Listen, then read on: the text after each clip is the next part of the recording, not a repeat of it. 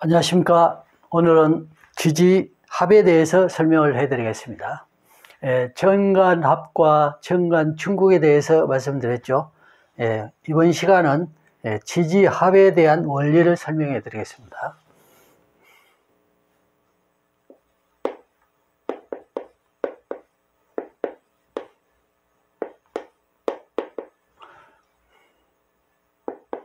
지지합에는 6합이 있고 3합이 있어요.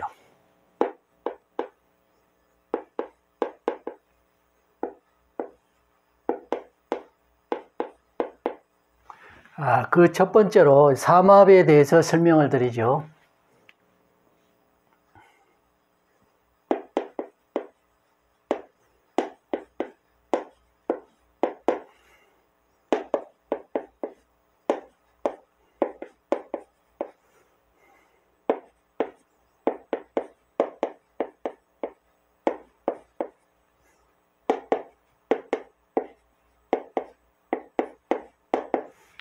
이렇게 삼합이 지지의 인호술 삼합, 신자진 삼합, 사유축 삼합, 해묘미 삼합 이렇게 주어져 있는데 여기에서 그 원리가 주어져요.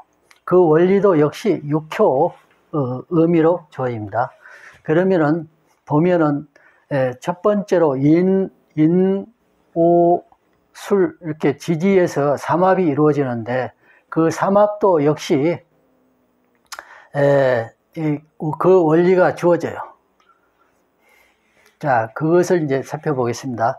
이제 여기 이제 지지 삼합은 이제 육효의 원리도 있지만은 여기 지지에서는 이 8궤 있죠, 8궤. 8개 응용으로 주어진다. 8개 응용으로 주어진다. 그 원리가 더 뚜렷하게 있으니까 그 원리로 해서 8개의 원리로 의해서 주어진다. 삼합으로 해석할 때는 이 주어짐에 있어서 그 절기가 또한 절기의 연관성도 있어요. 그러면 그 절기의 연관성과 같이 설명을 해보죠.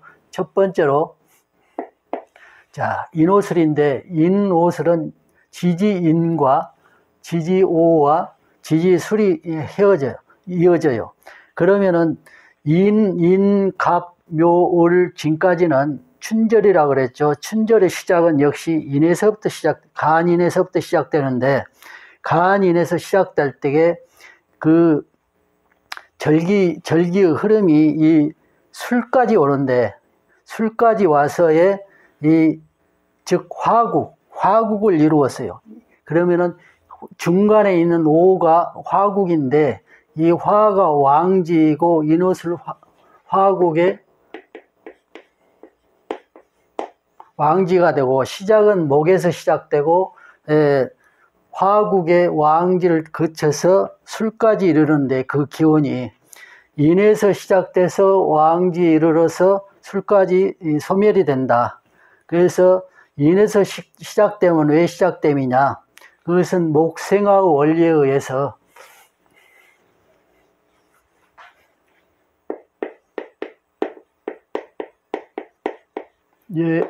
목생화의 원리에 의해서 이거는 이제 통변법에서 이 원리를 배우게 돼요. 이 끝나면 이제 통변으로 바로 들어가는데 여기에서는 합의 원리만 설명하는 부분이니까 그렇지만은 목생화의 원리에 의해서 이 화국에 의한 목생 원리에서 목생화의 원리에서부터 춘절에서부터 시작된다.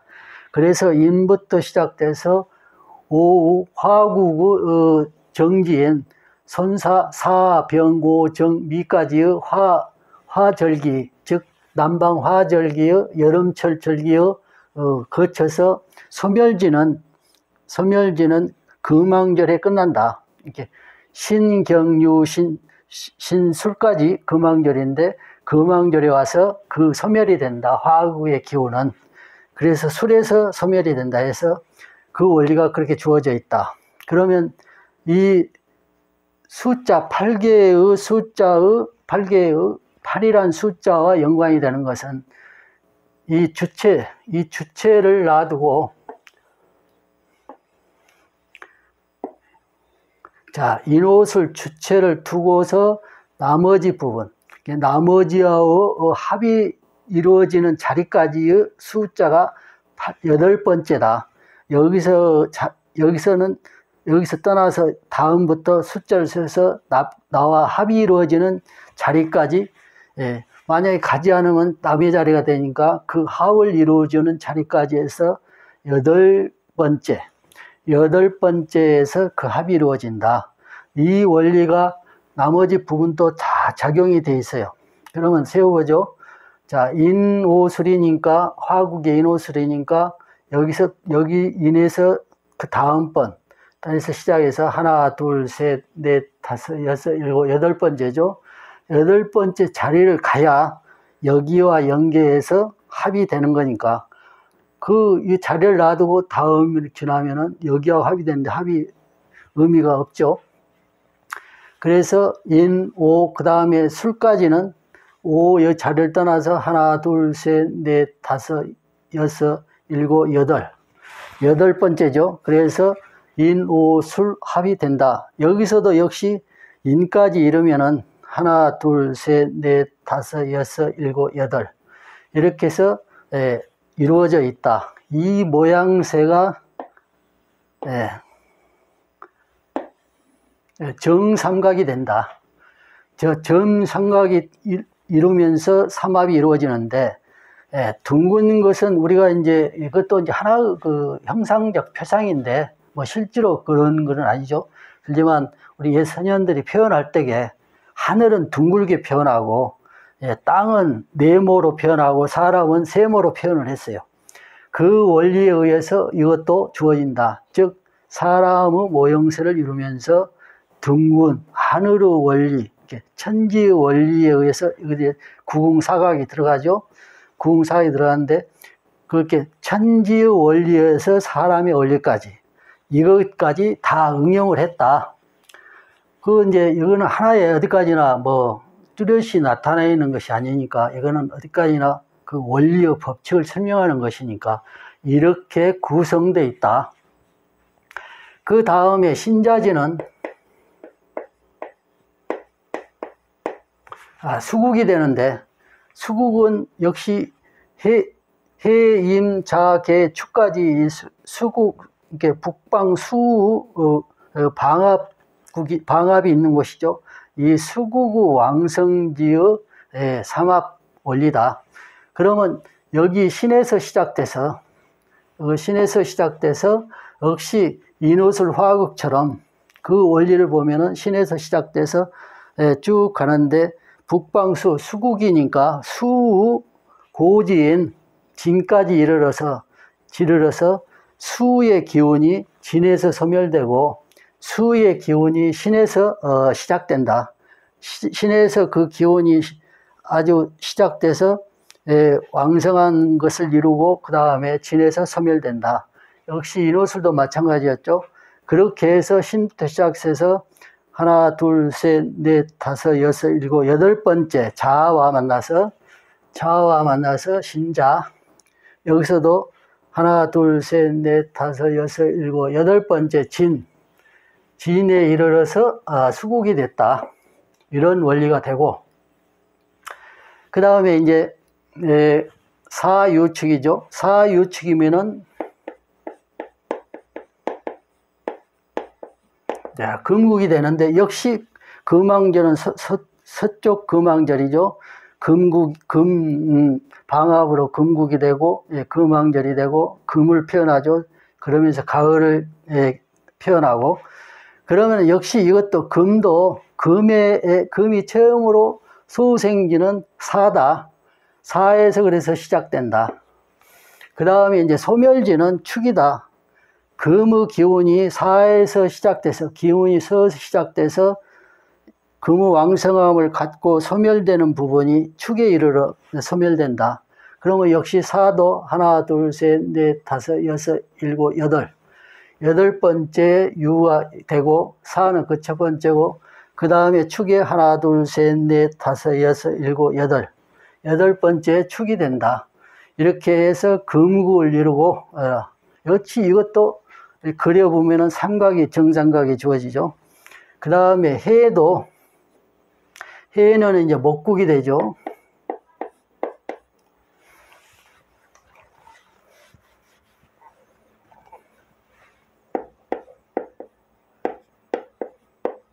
자, 목국이 되는데, 해도 마찬가지로 위의 원리와 마찬가지로 해에서 시작돼서 묘, 춘절, 모광절, 춘절을 통해서 목국을 통해서 쭉 가서 미에 소멸된다. 모국 기운이 모국 기운을 의미하는 목국이니까요. 그러면은 해에서 그 목의 기운이 소생된다. 소생돼서 북방 수왕절을 거쳐서 쭉 거쳐서 춘절에 이르러서 왕지에 이르러 묘지에 이르러서 왕지에 이른다. 묘 목국의 왕지에 이르러서 그래서 쭉 세하면서 남방 화왕절을 거쳐서 남방 화왕절의 마무리인 미지에서 소멸한다. 지금 모구 기운이 해에서 시작돼서 미에서 소멸된다. 자, 화국은 인에서 시작돼서 오에서 왕성함을 나타내고 술에서 소멸된다. 수국은 신에서 소생돼서 자에서 왕성함을 나타내고 진에서 소멸된다. 자, 금국은 사에서 소생돼서 유에서 왕성함을 나타내고 축에서 소멸된다. 목국은 해에서 소생돼서 묘에서 왕성함을 나타내고 미에서 소멸된다. 이렇게 해서 삼합의 원리가 주어진다. 삼합의 원리가 주어져 있는데, 우리가 이제 사주 명리나 또는 기문둔갑에 이제 기문둔갑은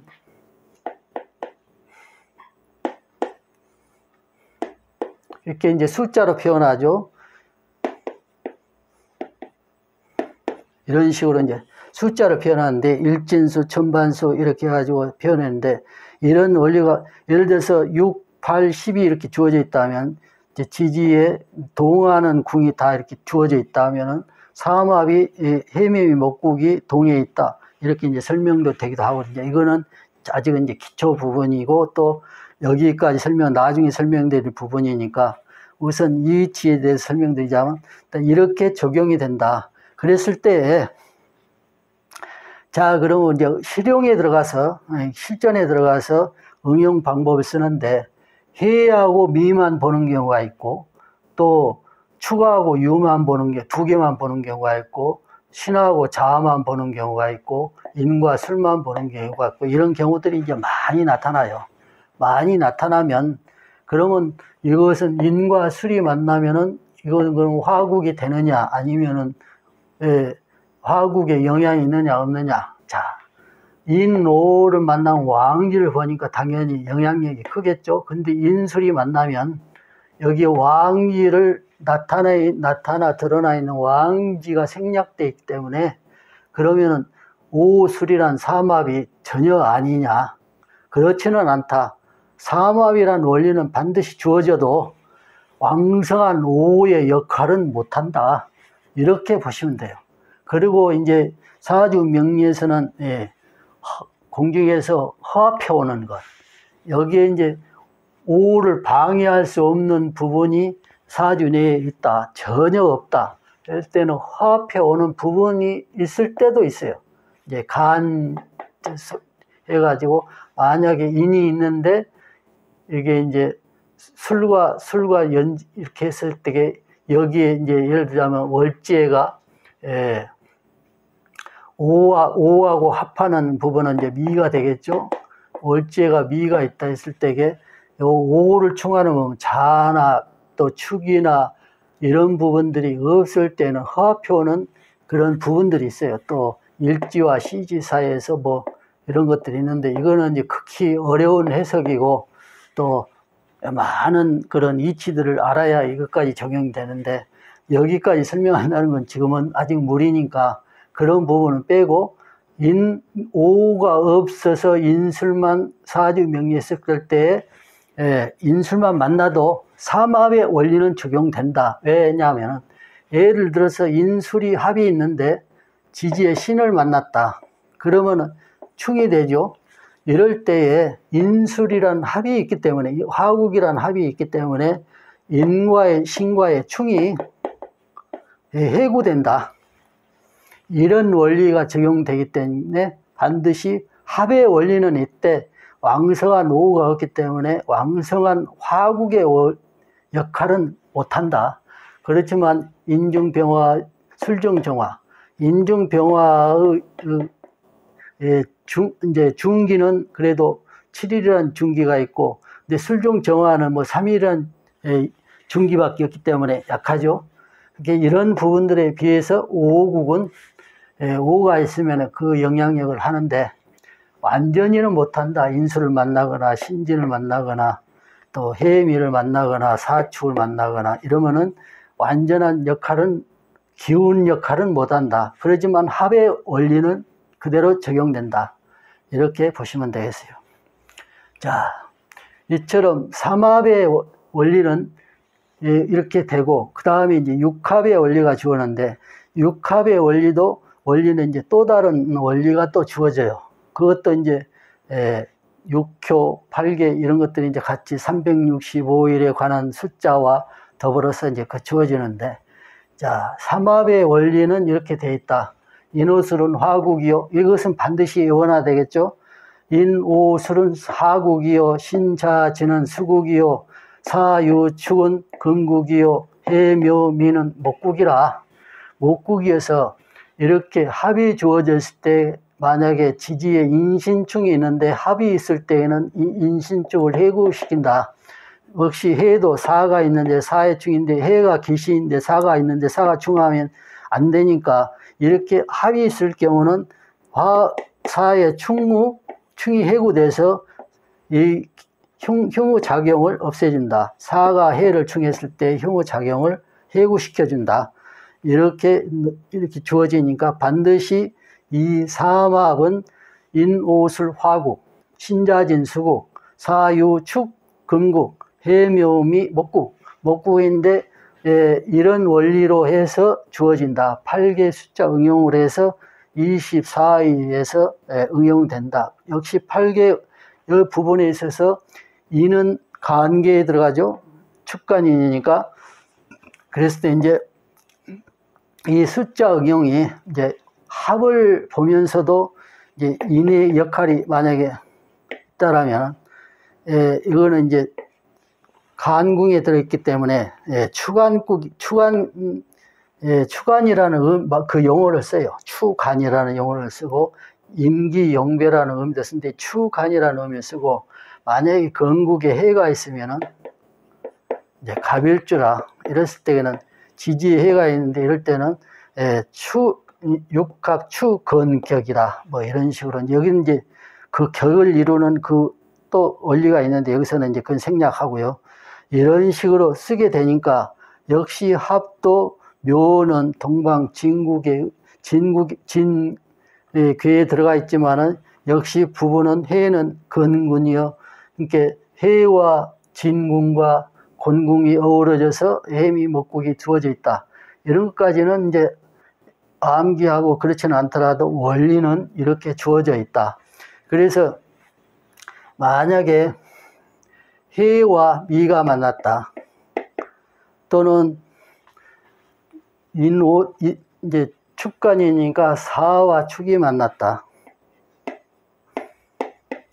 이런 거 계상으로 해서 사는 진선사니까 진선이니까 선궁은 이제 풍이 되고 간궁은 산이 되므로 풍산겸이 되고, 여기는 이제 건궁과 미고니까 천지부가 되고 이런 식으로 계의 응용이 있어요. 또 이제 그거는 이제 주역과 육효 전복수로 들어가서 응용이 있는데 그것까지는 이제 배우는 것이 아니니까, 우리가 이제 여기서 응용하는 것은 8개와 24일을 가지고 응용을 하지만, 지금 이치를 설명하지만은 여기에 대한 것, 삼합에 대한 건 인오술 삼합, 신자진 삼합, 사유축 삼합, 해묘미 삼합, 충을 이뤘을 때 합의에 의해서 해구된다. 이런 것, 이렇게 반드시 이 수국은 화국, 수국, 금국, 목국은 반드시 익혀놓으셔야 된다. 그리고 그 이루어짐의 원리는 물론 지지를 쭉 써가지고 그냥 이렇게 써서 이것이 합이다, 이것이 합이다, 이것이 합이다 이렇게 하고 그냥 설명해도 끝나고 이 원리만 알고 그냥 이렇게만 배워도 뭐 사주 명리 해석은 되겠죠. 그렇지만은 이런 원리에 의해서 삼합이 주어진다 라고 이치 정도는 알고 계시면 좋겠다라는 저의 이제 생각에서 이제 설명을 쭉 해드린 것이니까 이해하시고, 이제 사합에서 이제 지지합에서 삼합 끝났죠. 이제 바로 육합 설명을 해드리겠습니다. 오늘은 이만하겠습니다. 감사합니다.